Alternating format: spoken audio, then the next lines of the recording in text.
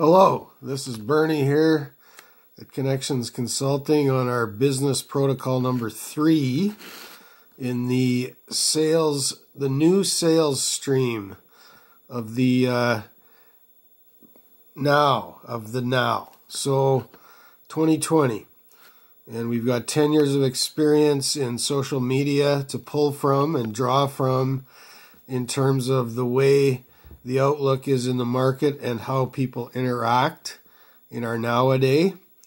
So number 1, we talked about information and intel, how to go about that, in your intention, and you're investigating what the customer needs, new client, new customer.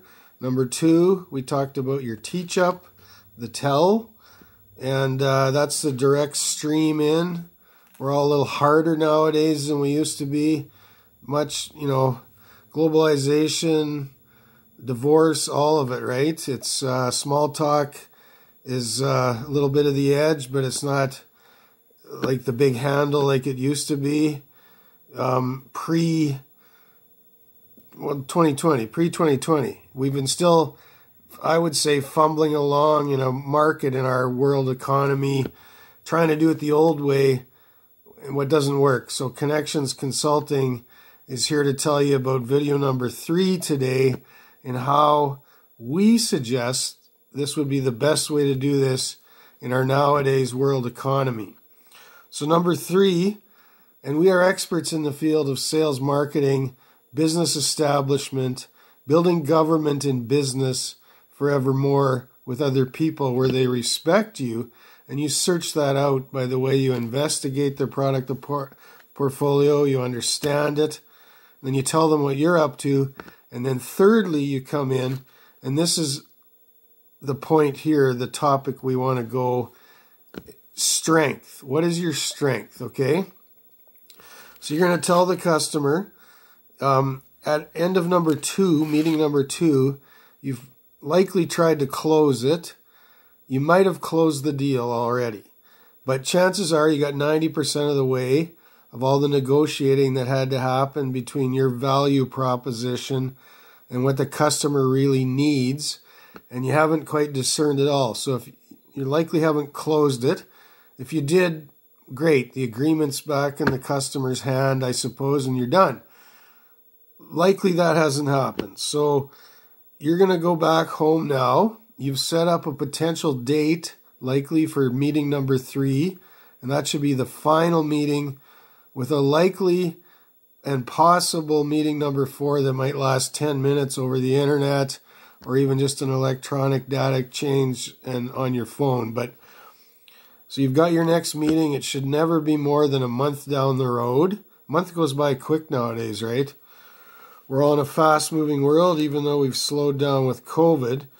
So you're getting your agreement established now. You're back at home in your shop, at your desk, and you need time to think some things through. Your customer, newbie and all, or new person, new corporation, likely has thrown some things at you you don't know the answer to or discern. So you got to go back, talk to the big guy back at work, the top-up boss, or you got to pull in your resource pool of your other client holders internally, right? Your tech specialists, and you gotta figure out, what are we going to do to engineer this product? Can we build it? We don't have that in our ship, but we have something like it. Is there any modifications? Can we sell a likeness product, or what are we going to do? What is our service fold? What are we going to give this guy? In our steamship approach, it may seem that way, but it's the old system. It's not just fast, talk, and you can't live up to it. That don't work anymore. We're in a new, the dominoes fall, right? When the first one falls, they all fall. So, we're building something different here. It's like, pretend there's an orange on your desk, just roll it a bit to the side, and it ends up over there, but it doesn't fall until, you bat it off the side of your desk or something.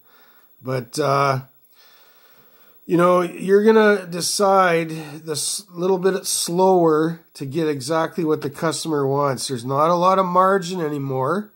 So we all play this game a little bit more sure now because we realize that easy come, easy go, right?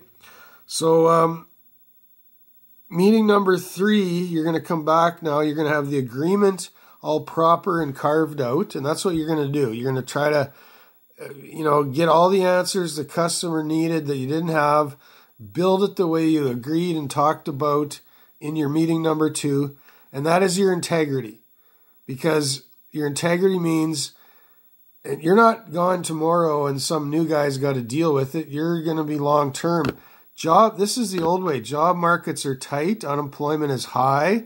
People are lucky to get a job nowadays. That was the way it was way back when I started. And then in the mid of my career up until probably the last 4 to 5 years, we've been in a robust market, and employees and commerce kind of dictated the way it went. The employer was held down a bit, but, they kind of pushed it that way with layoffs and mergers and stuff. So people flopped around, went wherever for the next dollar raised. It isn't like that anymore. Things are fairly flat out there everywhere. And so people want loyalty again on both sides, both the employer who's trying to return shareholder value and on the employee side who's trying to return his paycheck home or her to their household where they live and do their part with everybody else that's living in their house, whatever the shape of the family is anymore. It doesn't look like it used to be mother, father, 2 kids. It could be 6 different entities all in the same communal home, whatever, right? So that's real. So you're going to go home with that paycheck because you got your agreement in order, and now you're going back for the 3rd meeting. And you're not telling the customer anything you can do that you can't really live up to, because if you do happen to retire or leave the company, that employee behind you retrospectively is wondering what you do now because there's nobody left. And they got to somehow do it if they want to keep the ship afloat and keep their job. So, they aren't going to lie and make something up because they want that job even after you've left. So, leave the ship in good shape. This is the old way. So you got your agreement back. Meeting number 3, you're going to talk through any issues with the customer. There may be a few. You have to talk about it. Look at me, look at you. You're a pretty young 16 or 17-year-old girl. Now you're a sales executive management person because you just got out of school and your dad gave you the company because he wanted to retire, and he was an older guy. He was almost 70. Because he married your 3rd mom, who was a girlfriend of his. This is the way the world is. Come on, talk real with me, right? Let's be real. And so now you're running it. You don't have a business degree, but you learned a lot on the internet since you were like 7. And you built your first website for another company at age 12. Where do you think I've been hiding? In a shelter somewhere? But we don't all think the same, right? You order a cup of something in a restaurant, and, one place might give you 4 ice cubes and a tumbler. The next place gives you a chocolate milk glass that's almost bigger than you. And it's the same request. So we all have to understand each other. We all think a bit different. We're all unique. We're specialists. The day of the generalist market is drawing near an end. Well, about today, actually. Maybe, last night at midnight, let's just say, for example. We're in a specialist market again. Okay? So we have to be specialists in our own realm and idea. So the choice is yours. You take it up. You go back with the customer now, and he or she says, okay, I'm going to need this, this, and this. Is that possible? You look at it. You say yes to anything you know sure. If you're not sure, you're getting a hold of your boss, upper management, all that, and you dedicate yourself to this solely because margin is thin. If there are new terms you got to add in, you're going to have to check in and make sure there's a value add-on option in the contract so you can add a surcharge for needed additions, because you can't give away free labor. There's no room for that anymore. And that's pretty much it, I think. I mean, you're going to leave. The choice is yours. Do I really want this business? Do I really want it? I mean, there's nothing in it almost. How much hours am I going to have to do to make this work? I think I want it. I really do, because I need the customer. But can I afford, is there any future value adds that are going to happen because of this? I'm getting a small sliver of the pie here in terms of the total business we could afford to do with this customer. And, that person does all these other things, so their share of wallet might be a little bit bigger in terms of what they might spend, I suppose. I think I'll do it. This will be a starting point. So you discern those things, right? And your promises are made. You're going to keep them. There's a ball rolling by. Remember Wilson and the Postman? Man, I don't want that on a bad sales day. I'm Wilson on a desert island. I don't think so. You want to work with people you know you can afford to trust because you're reputable too. That's your client base now too. They want that strength in you. So you're playing your strength forward at this time. You leave that meeting appropriately, but you take heed as you go. We're in a world now where war environment exists in some places. It's internal. It's in your document, perhaps. You have to read through it, the fine print. What if there's things the customer can't afford to do? Are you going to negotiate those terms? Are you going to go back to your boss and understand the value add he's trying to propose to you, but the customer doesn't quite get? Are you going to reconvene and recommunicate? Are you going to do that right on your cell phone, call the boss right away, perhaps, get it done? These are things you have to establish. You cannot, if you gloss over it and just say whatever, we don't have to worry about that. They might not notice. It'll come back to haunt you. It'll come back to haunt you. So be sure. And the choice is always yours, because a salesperson, the choice is and isn't yours. You don't have to work here. You don't have to do this job. But if you do, you want to do it well. You want a reputation that precludes you when you walk in the door next time. They say, hey, there's our girl. There's our guy. That's our lady. That's our man. That's our person from that company. We can count on that guy. We can count on that woman, on that lady, that man, that pistol. That guy's got the sales gun in the market. They're going to pull the trigger for us, get us what we need. That's the kind of person you want to be.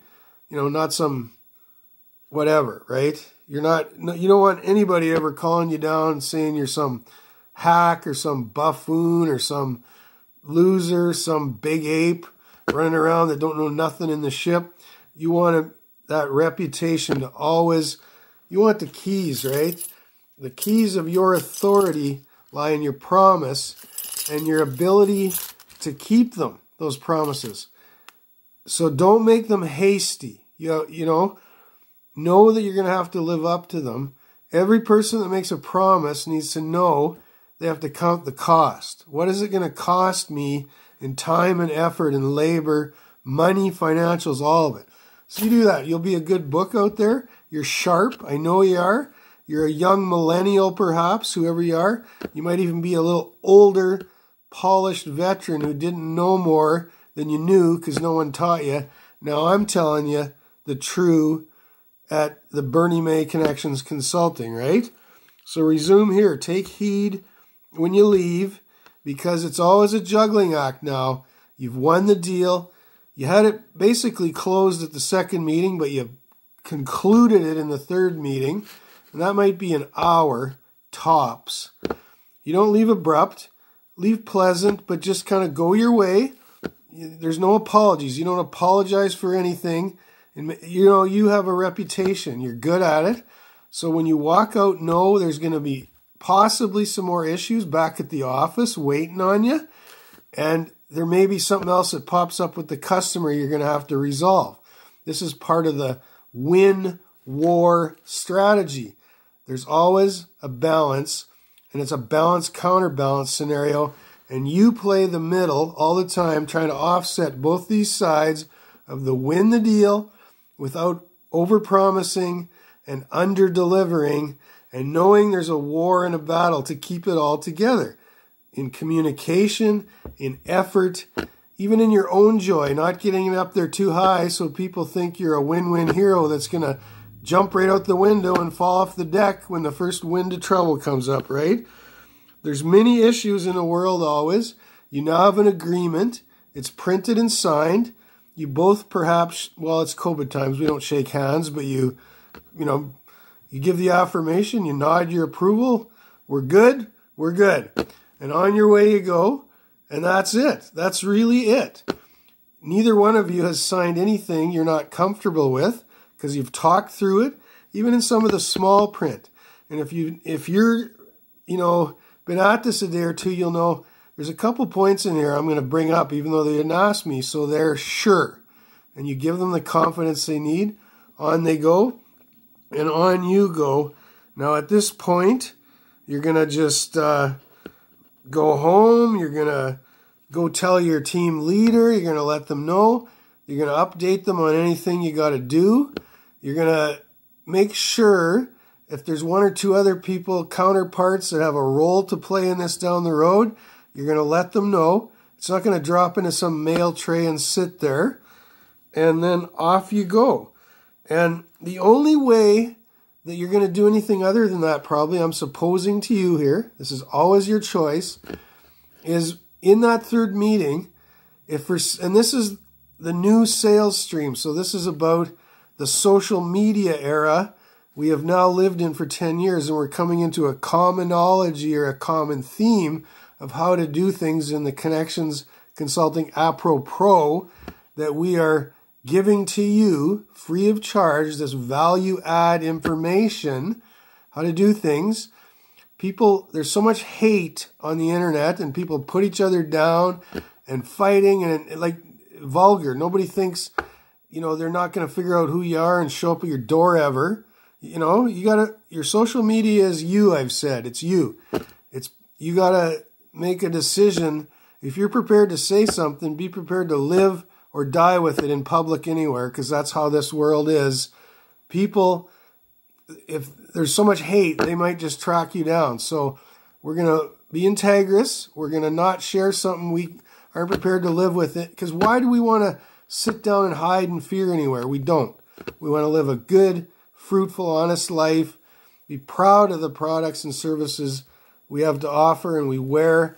Be consistent with our company line in unity in terms of not infighting in our company. I mean, you might have to battle something out and say, look, come on, you got to help me out here. I remember that other week when I promised you I'd do that, and I did it, and it worked out, and like, it's some give and take, right?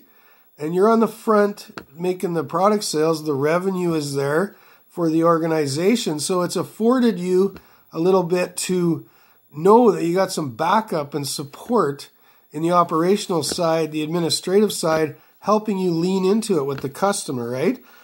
So you're going to do this, and you're going to be honest, because your company's going to live up to that agreement, and you're not going to worry about anything coming back on you because you didn't say anything you shouldn't have. You did it all right, and you did it well, and it was swell with the customer. But what I want to tell you about in this meeting, number 3, strength, you're going to play to your strength. You've went through in meeting number 2 all the benefits of your organization that you can offer the client, your value stream.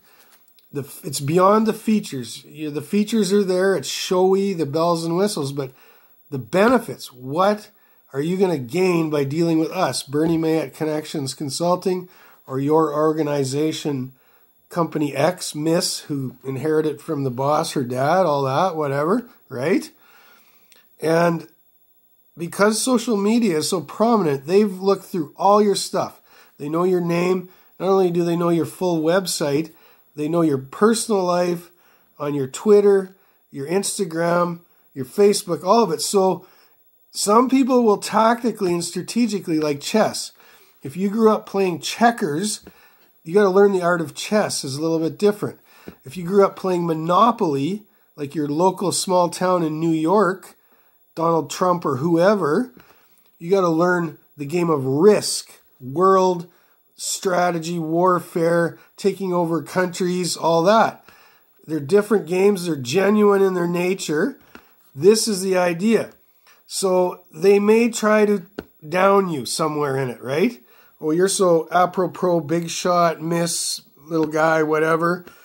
You never put the customer down, ever, until that point where they put you down. Then you may have to take them down a notch. And I don't like this strategy. I don't prefer it. You talk about where they need your help in meeting number 2, mostly. Meeting number 1, you've discerned it. But in meeting number 3, this is where it happens. This is the negotiation. Come back with the agreement. If there's any complaining they're going to do, it's likely going to happen here. You know, other than the surface level stuff you discerned in meeting number 2. But if they put you down, you're going to have to go back on them and find that hard point. Because they aren't perfect. Nobody is. And we want to play to the strength all the time, our strength. But we've given them a lot of credit in meeting number 1, I suppose, by hearing what they have to say, what they want, and trying to figure out, can we deliver this? Can we deliver the goods? Coming back in number 2 with the presentation, the tell, and the teach-up, saying, yes, we can. So if they dumb us down in the strategy of their warfare designed to get the perfect deal, that would maybe cut us cost, pricing lower than we can even afford, no margin left, even negative. And if you're in the loss seller days, those days are way over. The loss leader of X number of product groups to support all the groups you're making all your money in, those days are well long ago. And you know you're a bottom feeder if you're doing that strategy. There's got to be value stream added again. We're back in those days. The regional pricing model, the regional protectionism, Donald Trump, all that stuff of the last 4 years or so, and trying to get the client to understand again, working out the issues, talking it out, the loyalty stream, the building the loyalty again. So if they down you, you're going to down them back again, and you're going to have 2 or 3 strategies in there to down them because they've downed you, and they're not appropriate with you. And if after that 1 or 2 back and forth becomes 3, then it's time to walk out the door. And sorry, miss, you just flew halfway around the world, and you had your agreement in your hand, and you got 5 to 7 minutes into the 3rd meeting to close the deal, and you just walked out the door to the airport because there was no way this could be solved. And that's the way life can be, but there's going to be equal and mutual respect, person to person, and a salesperson has a lot of esteem and a lot of value to them, and if you can't take that in a company as a floater, no, as a person who adds value to the bottom line, and they've earned their stripes. The pay is there. They've went through hard stuff and hard times to get the credit they have and deserve nowadays, Miss or whoever, Mr., you know, that's the way it is. Little Mister, I suppose, right? This is a big sales vet here, a lot of years, a lot of experience. I've had to discern. You walk in, there's no closed door. You figure it out. You ask the questions. You know it. You don't always have the right answers, but you get them. Sometimes you don't even have all the questions, but you get in there and you just try to figure it out and discern.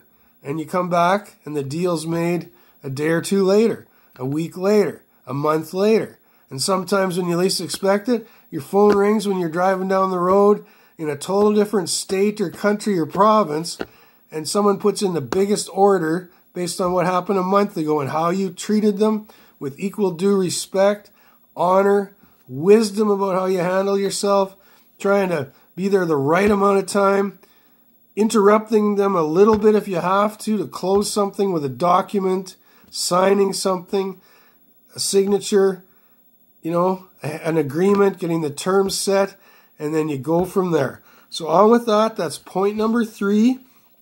And, don't let cultural or religious things get in the way of your agreement. This is a very secularized approach to business, and you need to look that up in the dictionary if you're not sure what that means. But we're all under God, and in different countries and nations, there may be people that have different respect, appropriate or not, for that God, and you need to somehow figure out and get through the manners and the culture stuff. The customs can be different in every nation, but you do not want to bind your name in a contract to anything that will subjugate you to the God you know you're under in the realm that I've taught in Hey Dude, Listen Big and all that, because that's the same God of the whole world, whether everybody respects him equally or right in that triune sense or not. Everybody has a free choice, but if you bind yourself to things under heaven that will hold you down under the water with a neck break scenario, forevermore, there's tyrants out there, and we are wise about what we do. We've had to learn by our stripes. There's just some things you do not align with in life if it's going to bring, let's just say, is there a better word? It's going to bring death to you and your company, because you're not going to put your company down, whether your dad earned it to you and there you are running it, or whoever it is. You got to always think wisely and think life, think appropriate, think building up, think heaven forevermore in the afterlife. But your business deal is very secular. It's just the terms of the product and how you can deliver those products and services in the time frame, get them through the customs of the country, on the ship, on the boat, on the train to another part of this country. Outside of tariffs, that's all factored, all that. And the rest of it is all part of who you and both the client are, perhaps. But you got to know what you're signing and what you're getting into, and make sure that at the end of the day, you're going to be water skiing on top of the water, not lying down under it, breakneck speed, right? So go with that. That's protocol business number 3, strength, yours. And you knew the customers because you played to it. You gave them credit and the total respect and honor that's due in that, with the kindness, I suppose. And you are now in that balancing act always between the take heed and the strength, the war and the win, and the kindness of it all in the middle. So you can put that deal together, and away you go. You give yourself a pat on the back because nobody else might. And that's the end of the day. Go home with business forevermore. Put your feet up and be happy, and sit back and have that glass of iced tea and think tomorrow's another day. Bernie May, Connections Consulting, wconnectionscon.ca. Make a deal with us soon. Another one, we would love it.